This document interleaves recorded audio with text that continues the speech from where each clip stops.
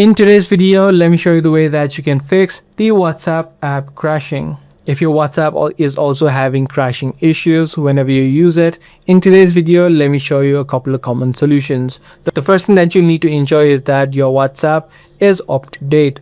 So what you can do is head over to the Play Store or the App Store depending upon your device, and you can just search for WhatsApp. If you do see new updates available, you can just tap on the update button. Updating applications helps to fix any sort of bugs which may be causing the issue.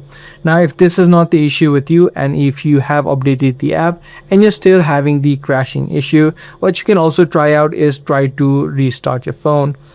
Tap and hold the power button on your phone and then simply restart it. What you can also try out is try to clear the WhatsApp cache. You can simply do that by tapping and holding the app and then heading over to this eye icon. From this settings page, tap on the storage option and then tap on clear cache. By you completing these steps, you will ensure that any sort of glitches or bugs which may be causing the issue will be now immediately fixed. Now if you're still having this issue, what you'll also need to ensure is that your phone storage has sufficient space so that WhatsApp can run properly.